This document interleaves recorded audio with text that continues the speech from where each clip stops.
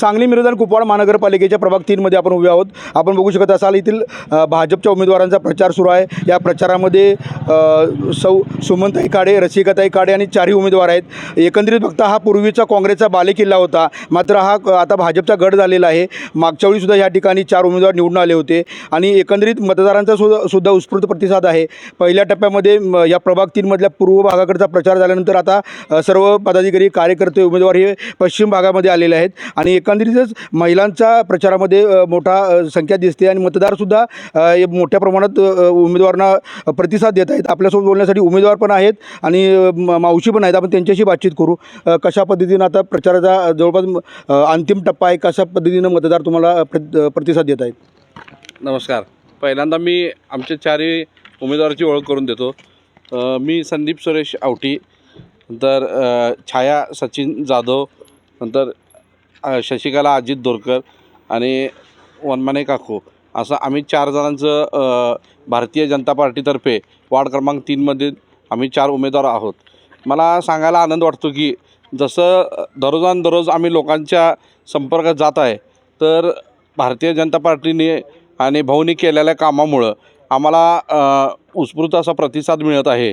आणि आता माझ्या वार्डला गेल्या 5 वर्षात भाऊनी नाही म्हटलं तरी 30 ते 32 कोटी रुपये निधी दिला आहे। त्याच्यात आम्ही रस्ते असो, गटर असो, चौक सुशोभीकरण असो, आता चिल्ड्रन पार्क असो, पलीकडे तुमच्या इथं खनीचं काम चालू झालेलं आहे। म्हणजे सांगलीची जशी आपली काळी खण आहे त्यासारखं आपण इथं आता खनीचं डेव्हलपमेंट चालू केलेलं आहे। परत पलीकडे गेला तर शांतीसागरमध्ये आपण गार्डन चांगल्या पद्धतीने डेव्हलप केलेलं आहे। हेच करत असताना परत बापूंच्या नेतृत्वाखाली भाऊ असतील, आम्ही फक्त वार्डच नाही तर आपल्या मिरजेतले जे प्रामुख्याने जे मेन चौक आहेत ते पण आम्ही सुशोभीकरण केलेलं आहे। उदाहरणार्थ गांधी चौकात गेला तर 100 फुटी भारताचा झेंडा आहे। त्यानंतर मार्केटमध्ये गेला तर आपलं मिरजेचे म्हणजे लक्ष्मी पुतळा त्याचं सुशोभीकरण असेल, म्हणजे असे भरपूर कामं सांगण्यासारखी आहेत। तर ह्या कामाच्या जोरावर आम्ही नागरिकांकडं मतं मागत आहे। पण विरोधकांकडं आता मुद्दा नसल्यामुळं ते दिशाभूल करत आहेत की आमच्यात फाटाफुटा आहे, ह्या आहे। पण तुम्ही आता बघताय मीडिया, तुम्ही आता आम्ही चौघं पण एकत्रित प्रचार करत आहे। उलट त्यांचं असं चाललेलं आहे, ते दिवसभर एकत्र फिरतात, रात्री जाऊन मला 1 मत द्या, 3 मतं कोणालाही द्या, असा त्यांचा प्रचार चालू आहे।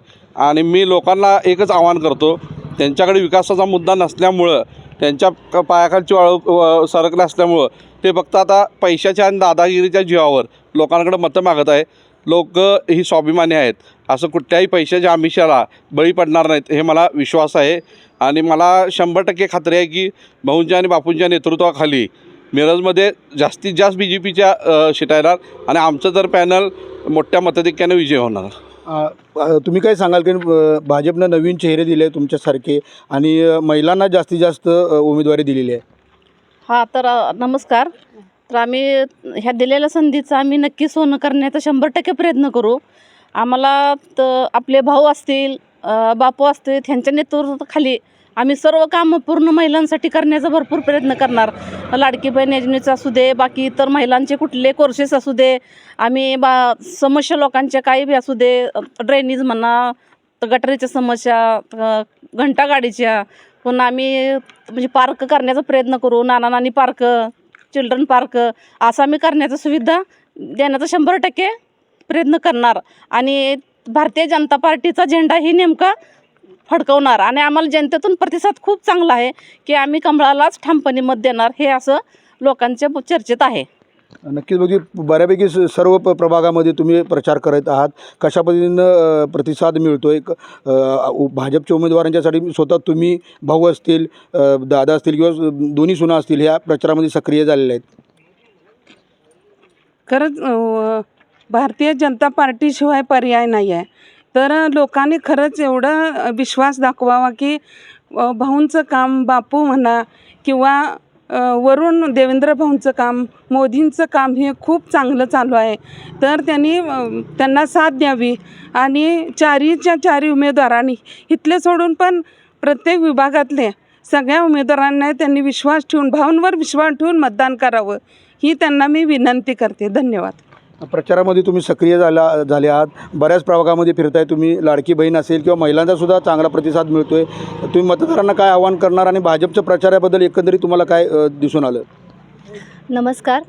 आज 15 तारखेला येत्या 15 तारखेला आपल्या नगरसेवकांच्या निवडणुका आहेत आणि आपले हे उमेदवार आहेत त्या 4 आणि आपल्या सरकारने आपल्यासाठी खूप साऱ्या योजना दिलेल्या आहेत. लाडकी लेक असेल, लाडकी बहीण असेल किंवा उज्ज्वला गॅस योजना असेल, बऱ्याचशा योजनांचा लाभ सगळे जनता घेत आहेत. तर हा जो योजना आहेत त्या अशा अविरतपणे चालू राहाव्या असं वाटत असेल तर आपल्याला भाजपशिवाय पर्याय नाही आहे. त्यामुळे जनतेने सुज्ञ नागरिकांनी विचार करून मतदान करावे आणि भाजपला प्रचंड बहुमताने निवडून द्यावे ही विनंती करते. नक्कीच बघतोय की विकासाचा मुद्दा घेऊन भाजपचे उमेदवार हे प्रचार करीत आहेत आणि जिथं जिथं जातात त्या ठिकाणी मतदारांचा सुद्धा उत्स्फूर्त प्रतिसाद मिळतोय आणि विकासाचा करायचा असेल तर भाजपच्याच उमेदवारांना विजयी करा असं आवाहन करण्यात येत आहे.